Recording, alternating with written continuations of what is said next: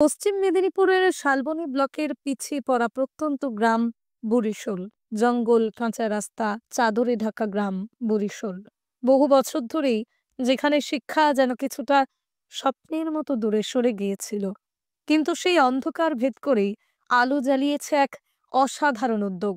গ্রামের বিভিন্ন পরিবারের অসহায় ও প্রান্তিক শিশুদের নিয়ে শুরু হয়েছে অবৈতনিক পাঠশালা, প্রভাতের পাঠশালা। এখানে নেই টেবিল চেয়ার, নেই কোনো শ্রেণীকক্ষ, খোলা মাঠে ক্লাসরুম, কমিউনিটি রুম ভরসা, গাছের ছায়ায় আশ্রয়। স্কুলের প্রধান শিক্ষক থেকে আইসিডিএস দিদি থেকে আমাদেরকে বাচ্চাদেরকে বাড়ি থেকে ডেকে এনে এদের পড়াশোনা করানো হয়। যতটুকু পড়ানো পারা যায় চেষ্টা করা হয়, এবং বাড়িতে গিয়ে আর বইয়ের পাতা খুলে দেখেনি। কিন্তু আজকে সচেতন বোধ হয়েছে, বাচ্চাদেরকে পাঠাচ্ছে, বাচ্চারা হাই স্কুলে যাচ্ছে। কি হতো, 4 পর্যন্ত পড়তো এখানে, নিজে স্যাররা ডেকে নিয়েছে, 4 পর্যন্ত পড়ালো, 4 পর্যন্ত পড়লো, বেরিয়ে গেল, আর স্কুলে ভর্তি হলো নাকি ভর্তি হলো, পড়াশুনো আর করতো না। কিন্তু আজ অনেক বাচ্চা 6, 7, 8 মাধ্যমিক দিচ্ছে, 9-এ ভর্তি করানো হয়েছে। আর এই ছোট্ট উদ্যোগের কেন্দ্রবিন্দুতে রয়েছেন বুড়িশোল প্রাথমিক বিদ্যালয়ের প্রধান শিক্ষক অভিজিৎ ঘোষ, হারানদুয়ারির সঙ্গে এলাকার বিভিন্ন সমাজকর্মী, স্বেচ্ছাসেবীর ছত্রছায়া। গ্রামের মানুষজন বলছেন, দারিদ্র, অভাবের কারণে এতদিন শিশুদের শিক্ষার আলো অনেকটাই ম্লান হয়ে যাচ্ছিল। আর তাই সকালের প্রথম রোদ ওঠা মাত্র শুরু হয় এই পাঠশালা।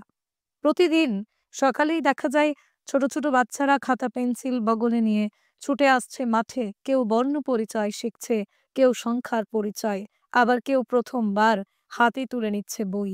গরিব, আদিবাসী, দিনমজুর পরিবারে জন্মানো এই শিশুরাই আজ শিক্ষার আলো দেখতে শুরু করেছে।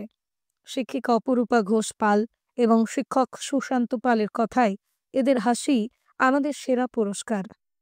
কোনো ফি নেই, কোনো বাধ্যবাধকতা নেই, শুধু শেখার আনন্দটাই আমাদের চালিকা শক্তি। স্থানীয় চিকিৎসক হারাধন দুয়ারি সহ সমাজকর্মী দলের স্বেচ্ছাসেবিকরাও এই পাঠশালার সঙ্গে যুক্ত। গ্রামেরই এক গৃহবধূ এগিয়ে এসেছেন শিশুদের পাঠ দান করতে। তাদের লক্ষ্য একটাই, শিক্ষার আলো পৌঁছে দেওয়া প্রত্যন্ত গ্রামের প্রতিটা শিশুর কাছে। এলাকাবাসীর দাবি, এই উদ্যোগ শুধু পড়াশোনা নয়, শিশুদের মানসিক বিকাশ, নিয়ম শৃঙ্খলা, সামাজিক সচেতনতাকেও গড়ে তুলছে। এক কথায়, এটি শুধু পাঠশালা নয়, গ্রাম্য সমাজ বদলের নীরব বিপ্লব। আর এই বিপ্লব শুরু করেছিলেন গোপাল বিশ্বাস বাবু। আজ সেই পথ ধরে এগিয়ে যাচ্ছেন সৌরভ ঘোষ বাবু। আজ যেখানে অনেক জায়গায় শিক্ষা ব্যবসার হাতিয়ার হয়ে দাঁড়াচ্ছে, সেখানে শালবনীর বুড়িশোল প্রমাণ করছে, মনের ইচ্ছে আর মানবতার হাত ধরলে শিক্ষা কখনোই বিলাসিতা নয়, বরং মৌলিক অধিকার। এই উদ্যোগকে সম্মান জানাচ্ছে স্থানীয় মানুষ, স্বেচ্ছাসেবীরা। আর আজ এটাও আমাদের এক গৌরবময় প্রতিবেদন, কারণ প্রভাতের পাঠশালা শুধুই শিক্ষার কেন্দ্র নয়, এটাই মানবিকতার সত্যিকারের উদাহরণ, এটাই সমাজ বদলের শান্ত বিপ্লব। পশ্চিম মেদিনীপুরের শালবনী থেকে মিজানুর রহমানের রিপোর্ট, লোকাল 18 বাংলা।